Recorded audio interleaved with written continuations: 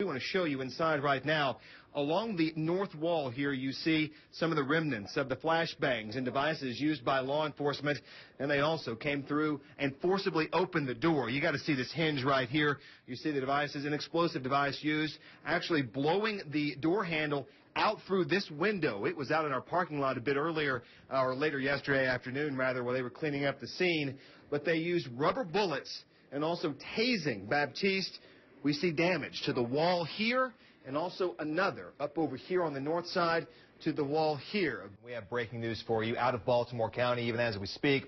Public safety websites there are now reporting an overturned school bus happened at Green Spring Avenue and Hillside Road. We do have confirmed reports of minor injuries. As we go through this, we want to show you some of the images, if we can get that video up, of where all of this happened in Catonsville. Now, Kevin Kamenetz did confirm 36-year-old Officer Jason Schneider was serving a warrant on this home in Catonsville. We are back here in the ABC 2 News lobby where yesterday this was the scene. A dump truck crashed through and then came to rest inside the lobby where it remained during a 5-hour standoff with police, finally coming to an end around 5 o'clock when they found their man in an upstairs editing suite. But our position now is behind the security desk. Now imagine for just a moment you were sitting right here, and the video you just saw going on in real time because it was happening right here.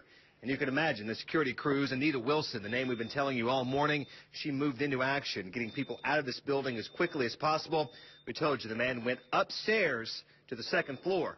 But if he had just hung a right, he'd have gone right into the ABC 2 newsroom. The first calls came in around 11:15 this morning. Since that time, this place has been scouring with law enforcement officials from Anne Arundel County, Howard County, State Police. Anyone who can help has been here on the scene. 3 people are confirmed dead. We have also learned the shooting incident happened inside a Zoomies skate shop. Vi Ripken was the target of a robbery attempt outside a bank in Aberdeen, but she managed to scare off that would-be attacker. The 75-year-old wasn't hurt. She had just left the bank when a man approached her, showed a gun, and demanded her car. Car burglaries, illegal dumping, and vandalism, these types of crimes are important, but can sometimes take police hours to respond to. Well, now you can report property and nuisance crimes on your computer and get a police report for insurance purposes. It's called Cop Logic. This was the first house that caught the brunt of all of this, but just stepping off, this is probably not a good idea either. Yeah, this goes up to about half of the stick, so that's about 18 inches. 18 inches just stepping off here. Thousands of homes throughout Colorado have been affected by this flood, now coming up on 6 days. And we've introduced you to so many Coloradans and told you the stories of what they've been doing, just trying to sift through and pick up and move on. Doug Wise and Pamela Patrick was one of those couples we told you about on Sunday. And it's at this home, now a quarter of a mile down the road off of County Road 13, where they've come back and they've seen anything they may have had salvageable. But right now, they're still dealing with the heartbreak. Take a look. Sunday, we introduced you to Doug Wise and Pamela Patrick shortly after leaving their Weld County home. This is my mom's charm that has her ashes in it, and that's all I wanted. I didn't care about anything else. 3 days later, we caught up with Pamela again. She still wears her charm close to her heart, now trying to figure out what to do. You don't know how you're supposed to feel.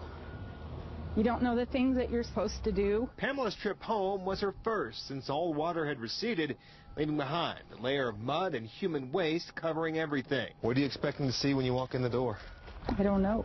Trudging through the filth, Pamela made her way inside, and what she found, almost too much to take. Oh, no. Her father's flag still resting high on a shelf. Her mom's clock still ticking away the seconds. Then Pamela found her childhood hope chest. Maybe if I leave it open, my mom and dad gave me these when I was little. That's the stuff I'm going to miss. 3 miles away at a nearby farm, Pamela's tears of sorrow gave way to joy. Can you say hi, Ricochet? She was reunited with 3 of her 6 horses being stabled by a local farmer. This is my favorite part of my whole life right here. Doesn't get any better than this.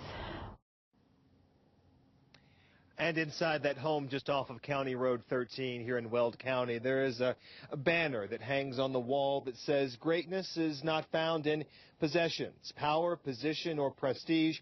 It is found in goodness, humility, service, and in character." And as we have seen, guys, now for the past 3 days, that character is exemplified best through Pamela and also through Doug. Each day, Warren Savager comes to work in what was once a bar in North Baltimore. surrounded by signs of a damaged community, but hopes of a better tomorrow. He uses his hands, his mind, his skill to reshape and revive antique furniture, but his story goes much deeper. For me, it's about redemption. It's a journey that started almost 30 years ago in the projects of Westport. Our father was incarcerated. Mother had a lot of psychological issues, man. Savager eventually turned to selling drugs on the street, a choice that landed him in prison, but ultimately saved his life. They had, in the state youth industries, they had a upholstery program.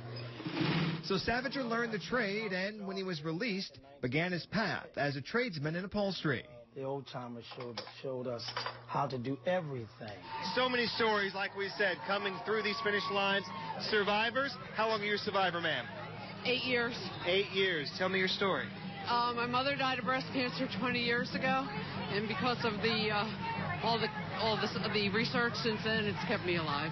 Kept you alive. Yes. Unreal. Thank Are you you. running this every year? Every year. What is your name? Ruth Soretta. Ruth, continued success to you. Thank you. Congratulations.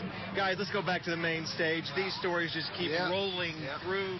Like Oh my God, oh my God, oh my God, oh my God, oh my God, oh my God, oh my God, oh my God. It's a bear.